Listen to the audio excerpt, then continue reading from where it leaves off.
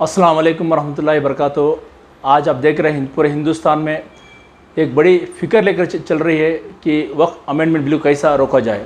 आज केंद्र सरकार से साजिश किया जा रहा है कि किसी भी तरह जो है वक्फ प्रॉपर्टीज़ को जो है किसी ना किसी तरह उसको अक्वायर करके जो है कुछ गलतियाँ निकाल कर उसे अक्वायर करने की साजिश कर रहे हैं। आज हमारे बड़े उलमा इकराम उलमा दीन all India Muslim personal board जो है बड़ी कोशिश और मशक्क़त कर रही है, अपील कर रहे हैं कि किसी भी तरह आज उम्मत सारे हिंदुस्तान के मुसलमान जो है आज इसको किसी भी तरह रोकना है तो आज हमें ज़रूरत है कि यहाँ पर दिया QR कोड है, इसको स्कैन करें और मेल करें। आज पूरे हिंदुस्तान में 25 करोड़ ज़्यादा मुसलमान हैं, इसमें से अगर 50 लाख भी अगर मेल चले जाएँ तो इंशाअल्लाह हमारा भला हो जाएगा, आने वाले हमारे मुस्तकबिल हमारे बच्चों का भला होगा।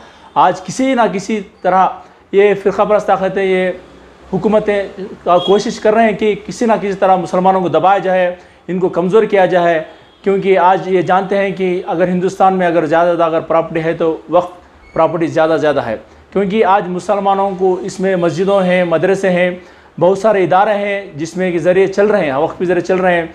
इन सब चीज़ों को जो है अगर इनको रोकना है, इनको किसी ना किसी तरह दबाना और कमज़ोर करना, ये सब साजिश कर रहे हैं। तो मैं तमाम उम्मत मुस्लिमा से अपील करता हूँ, गुजारिश करता हूँ, क्योंकि गिने चुने सिर्फ 3 दिन बाकी हैं। 13 तारीख को जो है ये लास्ट डेट है। किसी ना हर फर्द जो है अपनी ज़िम्मेदारी समझकर, इसकी अहमियत को समझकर जो है इस QR कोड जो है उसको स्कैन करें, पूरे ज़्यादा मेंबर को मेल करें। जिस तरह आप वोटों के लाइन में खड़े थे, जैसा वोट डालने के लिए इलेक्शन के टाइम पर आप जो फ़िक्र कर रहे थे, उसी तरह इसको भी एक फ़िक्र लेकर जो है इस काम करना है। इस पूरे मुत्तहिद होकर, एकजुट होकर, एक होकर जो है फ़िक्र करें कि आप डाले के मेल भेजे कि नहीं, आप भेजे कि नहीं।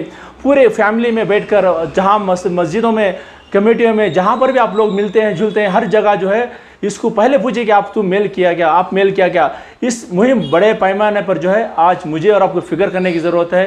अगर इस वक्त जो है हमें फ़िक्र नहीं करेंगे तो आने वाले दिनों में जो है हमें इसका बहुत बड़ा नुकसान होगा, जिससे कि आने वाले हमारे कौम को बहुत बड़ा नुकसान होगा।